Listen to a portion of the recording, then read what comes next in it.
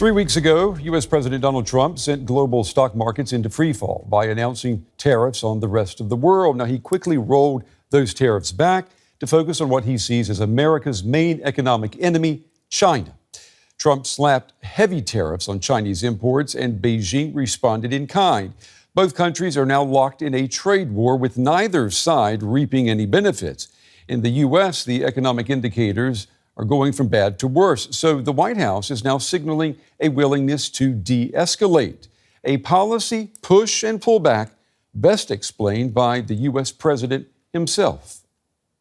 My fellow Americans, this is Liberation Day, waiting for a long time.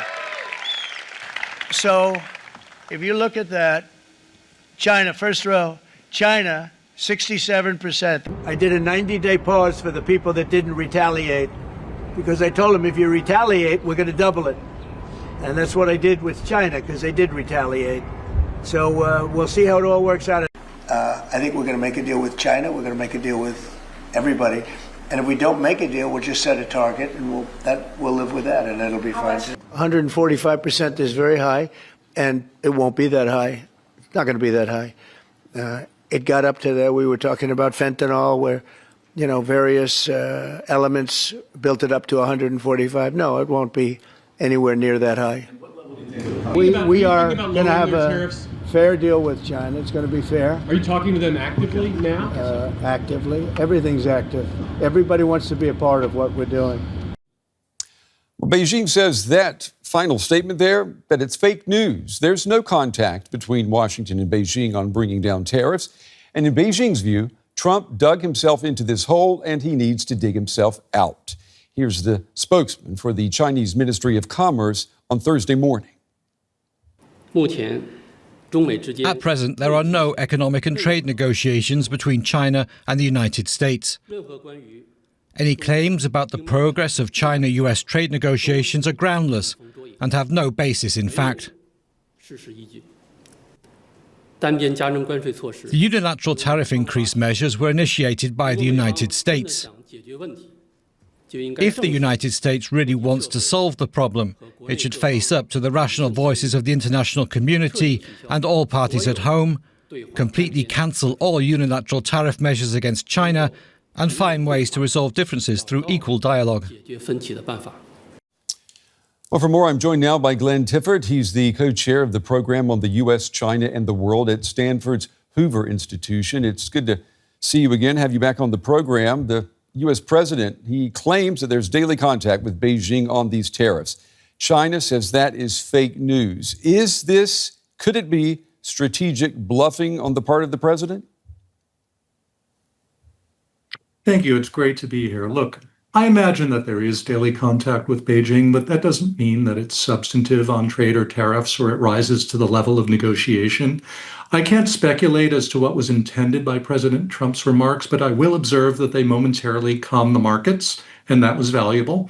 The Secretary of the Treasury in the U.S. has indicated that we are likely months away from a deal. And of course, real trade deals, real trade negotiations take time, often years to bear fruit. So one can hope that the president's comments signal a more productive phase in this showdown, but let's not read too much into them, absent evidence of deeper commitments, such as envoys getting on airplanes. I think what we need to be careful of is being like the dog that indiscriminately chases every car down the road. One should recognize that in general, messaging and policy are not tightly coordinated in this administration, and they're subject to really sudden shifts, even from the very top. So are you suggesting that what the president says may not be an accurate reflection of what is actually happening at the diplomatic and the true communications level? Well, I think in order for there to be a deal, we really need to get down to what are truly the structural elements that are causing the issues here. Look, there are not a few in the current administration who regard the phase one trade deal that was signed in 2020 with China as a failure because of unfulfilled commitments. And so they are really hesitant to repeat that experience. The structural issues in the U.S.-China economic relationship are truly profound, and they've been building for years. They're not going to be waved away by a few words or gestures any more than similar signals will tame Vladimir Putin around the war in Ukraine. I mean, I don't want to belabor the point about how things are being communicated, but I do want to stick with the numbers for just a moment. The White House is floating the idea of lowering tariffs from 145% to somewhere around 50 to 65%. If China insists that there haven't even been talks, where do you think that number is coming from? Is it possible that the president is negotiating through the press here? Is he using the media to conduct diplomacy? If that's an opportunity to create an off-ramp for what has right now been an unproductive showdown and for the substantive negotiations to begin, I think then we should seize it. China should certainly seize it. The 50 to 65% number, I'm not aware of a deliberative process that produced that number, and I think it would be a mistake to read it as a technocratic product. I mean, the econometrics of generating these figures are incredibly complex. And so instead, I see it more like positioning or posturing before a business deal to try to size up the other party and position oneself to enhance one's negotiating position. Hence all of the feints, the bobbing and weaving. The U.S. president calls these tariffs reciprocal, but China's line today is that the U.S. started this trade war by imposing tariffs, so it's on the U.S. to remove them if it wants to fix the situation. Are Donald Trump and Xi Jinping, are they even in the same conversation here? That's a great question. I mean, so are you looking at this sort of as a discrete, instance or battle in a much longer conflict? Because I think the larger question is, are China and the West even having the same conversation? China has been saying for nearly 50 years that it is opening to the world. And if they really meant it, they would have opened by now. Instead, they're more closed than they were 20 years ago. And so the global trading system really could not survive one of the world's two largest economies playing by a mercantilist strategy that for years abused the openness of our markets without reciprocating in adequate measure. And so China kind of played a brilliant but selfish tactical game to its advantage, and it broke the WTO in the process.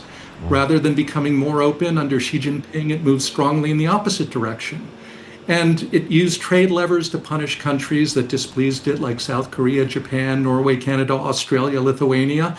And so the policies adopted by the Trump administration, I think, reflect years of accumulated frustration in the US across both political parties, that we were being tied up by our own rules and that China was playing by theirs. Interesting way of looking at it. And I know that it may be easy to point at or to flag President Trump's swings, his tone swings between threats and talks of quick deals. But is it possible that this unpredictability that seems to just emanate from the president, is it possible that that is the point, that it's a means to an end? Right. So, he positions himself as the consummate deal maker, and a little shock and awe can be a good thing tactically if you don't overuse it. But do it too much and you do look undisciplined and vulnerable. The late U.S. Secretary of State George Shultz had a saying, "Trust is the coin of the realm." Unpredictability corrodes trust and pushes others away. How can you strike an agreement, for example, when your counterparty might suddenly renounce it without warning? Canada and Mexico have experienced this at President Trump's hands twice with NAFTA and the USMCA.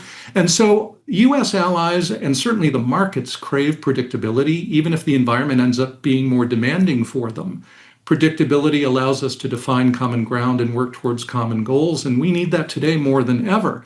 And so I think one can have too much of a good thing, the unpredictability, and it could become a constraint on the U.S.'s position to achieve the goals that it wants. Lynn, let me ask you about the security implications of this tariff policy. I mean, do you see President Trump singling out China as a means to accelerate the decoupling of the U.S. and Chinese economies to get ahead of a possible military confrontation over Taiwan?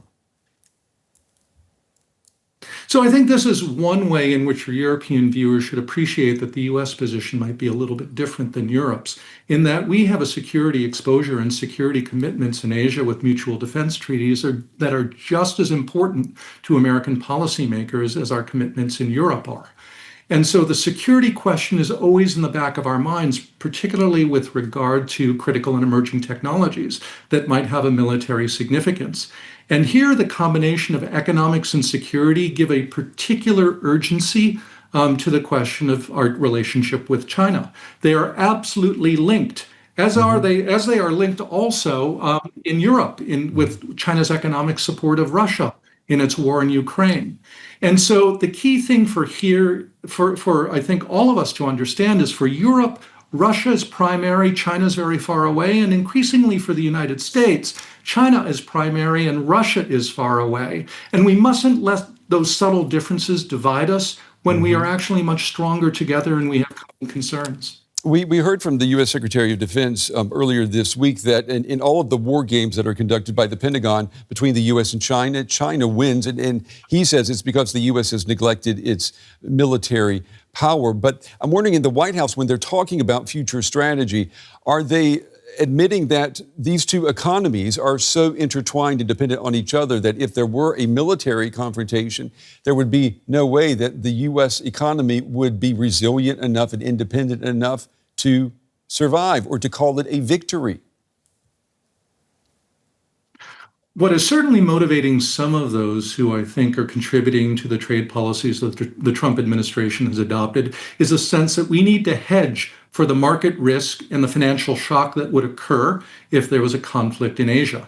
And some of the disruption in the markets that we've seen and some of the fear and panic, I think, is a prelude or a precursor to what that might look like.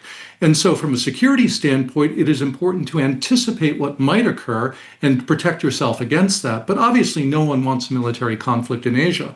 And so it's in everyone's interest to ensure that that doesn't occur. Decoupling from the world's second largest economy would be incredibly painful for all involved. But de-risking, I think, particularly given the fact that the temperature in Asia is rising, as is the risk of military conflict, de-risking and hedging are wise strategies. Glenn, about 25 seconds. Let me ask you to look into your crystal ball with these tariffs. How is this going to play out? Right. So ideally, we're going to achieve a new equilibrium and arrangement with China, and in particular, our partners around the world. Look, the equilibrium that was struck after 1945 in the international system and after 1991 with the collapse of the Soviet Union needs to be rebalanced to reflect the current global balance of power. And it's up to us to define that. Glenn Tiffert at Stanford's Hoover Institution. As always, Glenn, we appreciate your time and your valuable analysis. Thank you. Thank you.